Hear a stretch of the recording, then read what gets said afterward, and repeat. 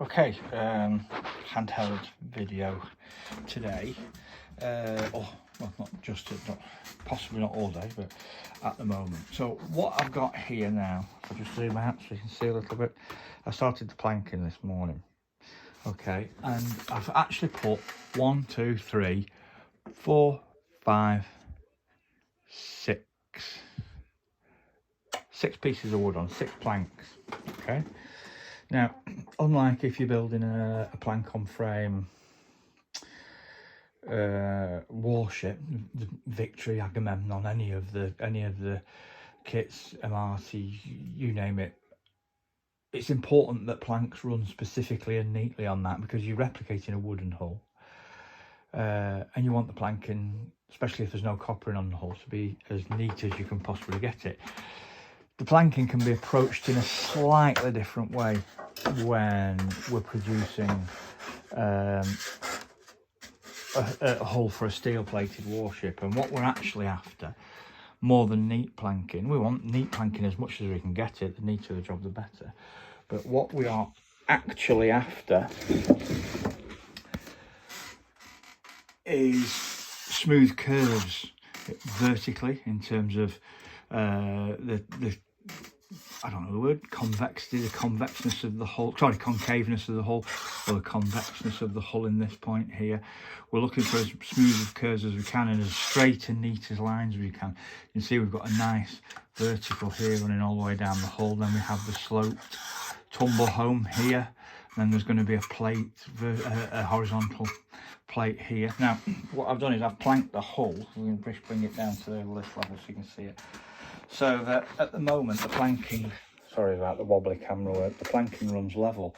This plank that runs all the way down here continues in terms of its height along here. That will enable me, when I put a relatively large plank down the side of the hull here, in that position, up to these former points here, they will naturally blend in to the hull at that point, making that top vertical section very simple to do. So what we're doing at the moment is we're getting the planking as neat as possible, making sure that we have the necessary form. So I've got a nice neat curve. If you can't see, you can see the lines where the wood's joined, but that's only the differing colours. It's actually a smooth surface. I don't know if I can get on it to see it, but that's actually a relatively flowing, smooth curve. This join here is relatively flow. It moves neatly, curves neatly in that direction, neatly in that direction. There's no lumps or bumps or anything. We're starting to get this concave look here. Again, neatly. This needs a little bit of finessing here, but it's starting to happen. I'll sand this. You can see it's only been rough cut at the end, because we cleaned up as we move on later. Let's get rid of that. A bit of super glue on the deck. But we can see the planking's happen. So what I'm going to do, before I do any more on this side, I'm going to put the same 6 planks on the other side of the boat.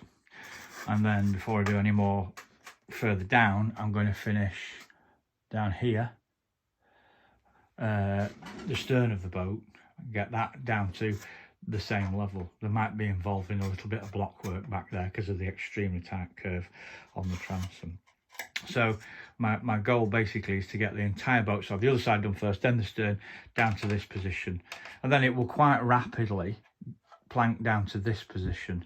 If I was lucky, by the end of today I might get down to here, leaving just these underneath areas to plank. Don't know yet, depends what kind of a mood I'm in terms of spending that amount of time doing it. But you can see now the shapes, the formers are the sheets are sitting on the formers. They're not proud, you know, everything's solid, everything's there in the place it should be. So I'm going to carry on, but you can see how I've divided up those planks. That's why I was showing you this. So there's a triangular plank running to a point there, and then there's a triangular plank running to a point in this direction, and then there's this is parallel edge plank running all the way here, and then just a little bit of a steeler or an infill in this position here, but it's blended in so well you can barely tell. So you might just have to see it in closely. See here.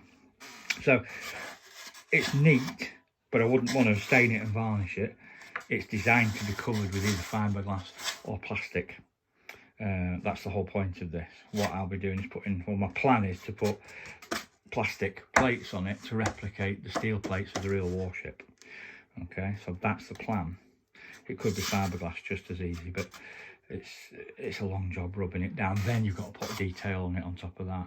If I just give it a quick sealant, then put the plastic card on, I can seal it inside as well if I need to, and it will be perfectly acceptably watertight for a model boat hull.